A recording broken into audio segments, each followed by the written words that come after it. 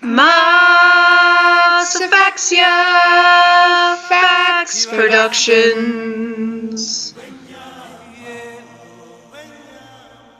Hi guys, I'm Max, And I'm Phil, and today we're going to talk about PDA. So, as everyone's probably aware of, PDA stands for Public Displays of Affection. And Well, we're going to be talking about specifically our experiences of PDA in America. and how hard it is to be LGBT and have PDA. Yeah. Well, like, PDA as a general rule isn't very accepted. It's kind of like this no thing that you're not really supposed to do. But as an LGBT couple, it's like even more so like no.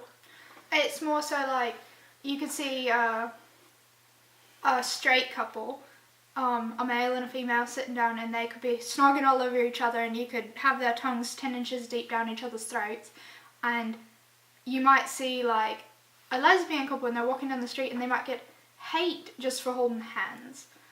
And I think it's a lot of double standards that America has.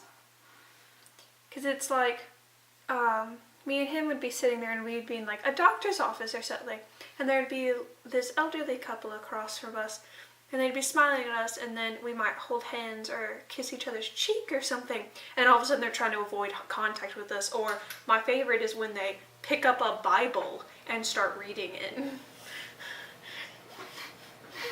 Yeah, or when you're walking down the street and you're not even like holding hands or anything, but you're like a woman. We're just in up close proximity. Your woman walks away and she like pulls her kid away like, shh, you could catch the gay, Johnny. Little Johnny could catch the gay. But I think it's really unfair, and a lot of people don't give the same standards. And I mean, it's everywhere. It's really bad in schools. Yeah, it's because I know when we were going to school, if like a girl and a guy were snogging each other and everything, they basically not get in trouble, not anything. But I remember one time my very first girlfriend, back before I had come out as trans, they threatened to like send me to the principal's office and everything, and a few feet away a straight couple was doing the exact same thing, and it was just kind of like a double standard. I remember I'd be sitting there like in the mornings, like we'd be sitting there off in like the corner where like not a lot of teachers could see us, and there was tons of people, like there was girls who would like sit on the tables and have their legs like wrapped around their like boyfriends, like basically having like sex. And then I'd be sitting there and like it wasn't even like I could have a friend come like hold my hand or like hug me, and they'd be like, I'm gonna give you detention if I see it again. And I'm like, these people over here like basically having sex, and my friend comes hugs me? I don't know. I think a lot of people you have to worry about too is if we go to an area that we're not really familiar with, like if we go down to a beach or something and we hold hands and we're not really familiar with the area, you have to worry about if that guy over there sunbathing on the blanket is going to come over and he's going to stab you in the ribs, or he's going to shank you, or a bunch of guys are going to come beat you up, because that has happened. That has happened not personally to me, but to friends that I've known. They'll go out with their significant other and they'll get the shit beat out of them for no reason, and it's just because they're LGBT. And I guess a lot of people get ridiculed, and a lot of people will like roll down their car windows as you're driving and just yell at you hateful slurs or something like that, and it's just not okay. And it's like we want to sit there and like take a stand and be like, you're not gonna like hold me down just because like you want to be, but then we like get scared and stuff. It's like we want to take a stand, but we also want to make it back alive.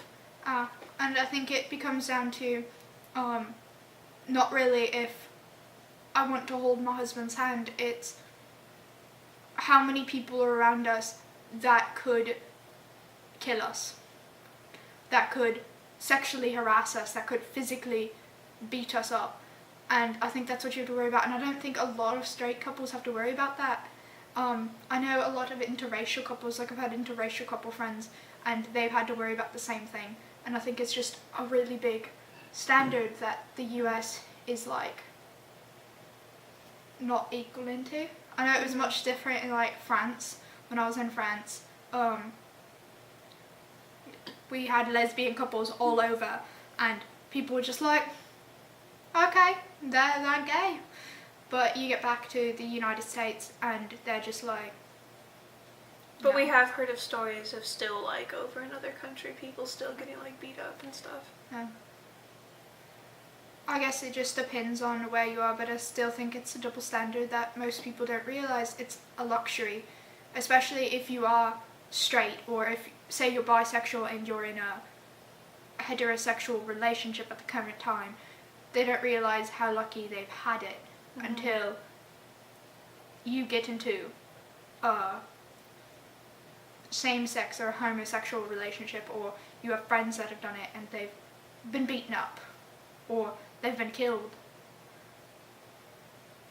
But yeah, I just think that we need to, like, work towards being able to just equally everyone, like, together, because it's never going to be fully equal, because even, like, when it comes to race, we still don't have equality when it comes to that, and that's been centuries in the making. I think it'll take a lot of push and shove. Yeah, but still, it's something that we should work on. So, yeah. Alright, guys. Stay safe. Brush your teeth. And don't throw babies. Bye.